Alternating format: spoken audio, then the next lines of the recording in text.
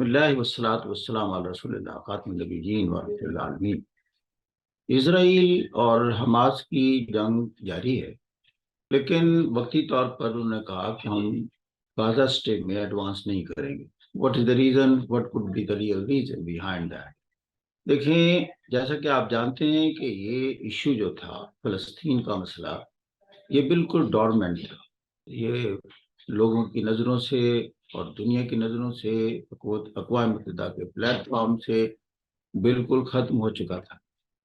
बल्कि यूँ हुआ कि जो अरब ममालिक उनको सपोर्ट करते थे वो इसराइल के साथ एक नॉर्मलाइजेशन प्रोसेस में दाखिल हो चुके थे।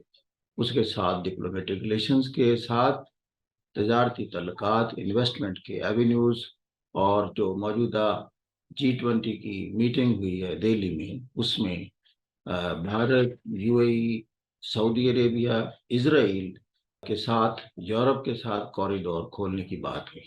ये सारा मामला एक और तरफ जा रहा था, जिसमें यूं लगता था कि फ़लस्तीनियन इशू कोई इशू नहीं है, लिहाजा स्टेटस को जारी रहेगा।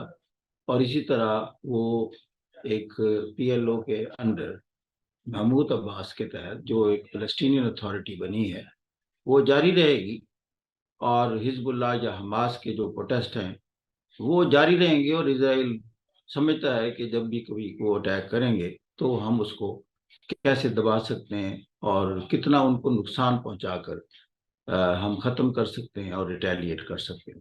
आपने देखा कि माजी में हमास की तरफ से कुछ रॉकेट फायर हुए, तो इसराइल ने उसका बड़ा सख्ती से जवाब दिया। इसी तरह इस बार हुआ।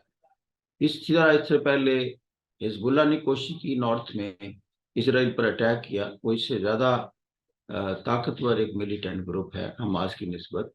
तो उस वक्त भी इसराइल का जो रिटेलिएशन थी वो बहुत सख्त थी। तो इस तरह उसे ये अंदाज़ा हो गया कि मैं इस इशू को अपने अंदाज से चला सकता हूँ और ख़त्म कर सकता हूँ। एक चीज़ फिर आपको रिकॉल करनी पड़ेगी कि जब यासिर अराफात के दौर में ये नॉर्मलाइजेशन प्रोसेस शुरू हुआ PLO का इसराइल के साथ, तो उसमें यासिर अराफात का एक पॉइंट था जिस पर मामला आगे नहीं चल सका।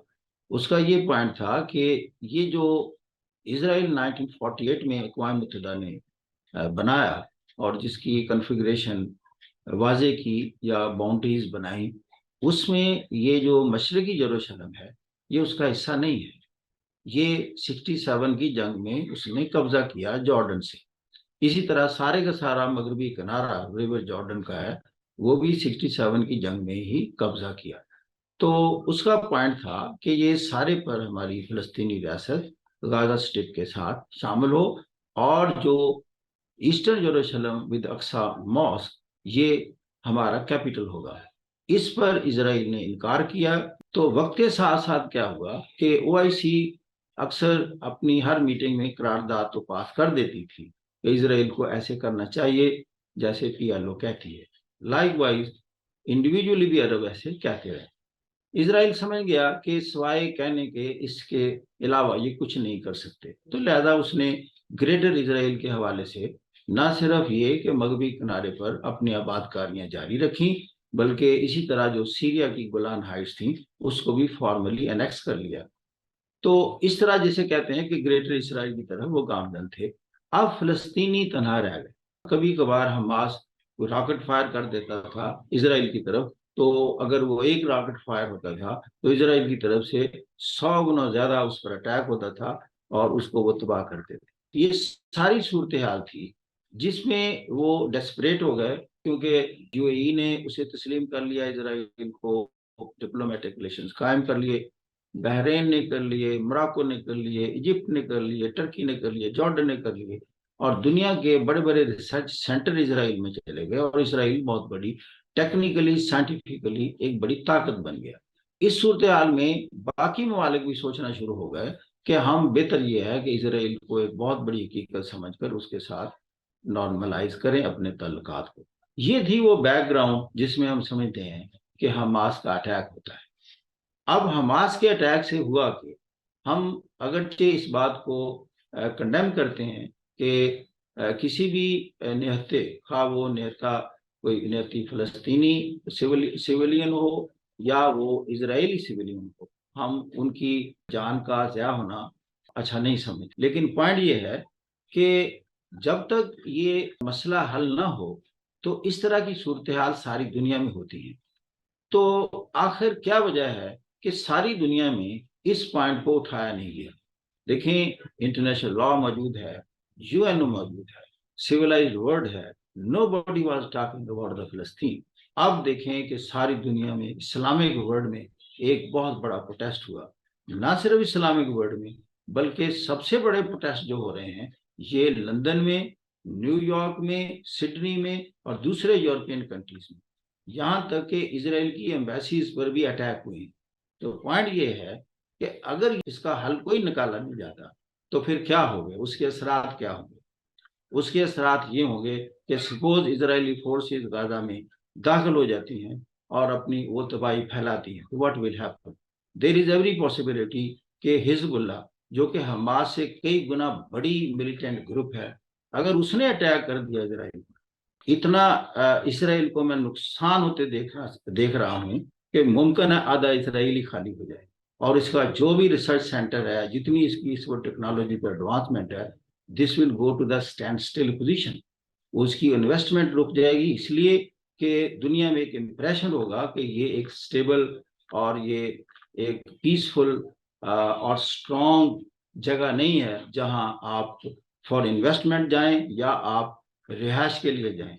دس از دا بیک گراؤنڈ کہ آپ نے دیکھا کہ امریکہ نے اس چیز کو بھانپا اور فوری طور پر ایران کے قریب اپنے بحری بیڑا بھیجے، ایئر کرافٹ کیریئر بھیجے، تاکہ ایران کو روکا جائے، دھمکایا جائے کہ آپ حزب اللہ کو بالکل سپورٹ نہ کریں، اور حزب اللہ کو تھریٹ کیا اسرائیل نے اپنی پوری فورسز لگا کر ٹینکوں کی شکل میں کہ آپ ادھر اٹیک نہ کریں، کیونکہ وہ اٹیک اتنا خطرناک اسرائیل کے لیے ثابت ہو سکتا ہے کہ آپ دیکھیں گے کہ پھر اسرائیل کو اپنی سروائیول پولیٹیکل اور اکنامک وہ ایک بہت بڑا مسئلہ بن سکتی ہے۔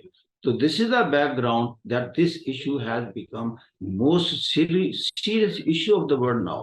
اب دنیا یوکرین کی جنگ کو بھول چکی ہے۔ تو ابھی میں دیکھ رہا تھا the protest which is going on in London اور سڈنی، یہ اتنے بڑے پروٹیسٹ ہیں، اور اسی طرح نیو یارک میں، کہ وہ اب یہ نہ صرف یہ کہ یورپ امریکہ کی جو حکومتیں ہیں نظر انداز نہیں کر سکتی، نہ ہی عرب کنٹریز نظر انداز کریں گے وہ اینٹی اسرائیل اور اینٹی امریکہ سینٹیمنٹ جو ان ملکوں میں ابھر چکا ہے۔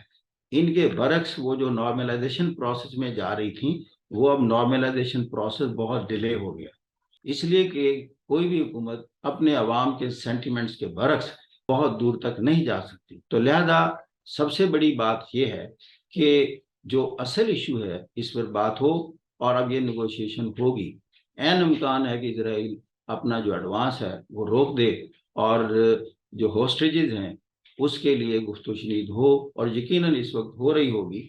ابھی اس نے 2 امریکیوں کو رہا کیا ہے انکنڈیشنل، تو that is a good gesture on the part of Hamas. تو اب گفت و شنید ہوگی کہ باقی ہوسٹیجز کو بھی رہا کیا جائے۔ لیکن ایک بات ہے، اگر اس ایشو کو پازیٹیولی حل نہ کیا گیا، جو جینوئن ڈیمانڈز ہیں فلسطینین اتھارٹی کی پرٹیکولرلی، جس میں وہ چاہتے ہیں کہ تمام مغربی کنارہ اور ایسٹ یروشلم فلسطینین اسٹیٹ کا حصہ بنایا جائے، اور صحیح معنوں میں 2 اسٹیٹس کو وجود میں لایا جائے، ایک اسرائیلی اسٹیٹ اور فلسطینین اسٹیٹ۔ آج میں جب ایکس پریزیڈنٹ باراک اوباما کی تقریر سن رہا تھا، میں سمجھتا ہوں کہ اس وقت جو سب سے اچھا موقف پیش ہوا ہے انٹرنیشنلی وہ باراک اوباما کا ہے۔ اس نے کہا 2 state solution is the only solution, اور دوسرا یہ کہا کہ جو اسرائیل کی ایٹراسٹیز ہیں آن غازہ وہ بند ہونی چاہیے، اور جانیں سب کی قیمتی ہیں، خواہ وہ اسرائیل کے باشندے ہوں یا فلسطین کے باشندے ہوں۔ لیکن یہ تب پاسبل ہوگا جب ایک فلسطینی ریاست صحیح معنوں میں وجود میں آئے گی، اور خاص طور پر اسرائیلی جو آباد کاریاں ہیں وہ ساری ختم ہوں، اور سارے کا سارا ویسٹ بینک جو ہے وہ فلسطینین اتھارٹی کے حوالے کیا جائے، بشمول مشرقی یروشلم اور الاقصی mosque. This is the only solution. اگر اسرائیل ایسے نہیں مانتا، جیسا کہ کچھ نظر آتا ہے میں سمجھتا ہوں، تو پھر کیا ہوگا، یہ جو علاقہ ہے یہ میدان جنگ ہی رہے گا. War will be a choice. Conflict will be a choice. And the murder on both sides and the killing on both sides will be a choice, not the mandatory or obligatory thing. Why not to create peace? Why not to lay the foundation of permanent peace now?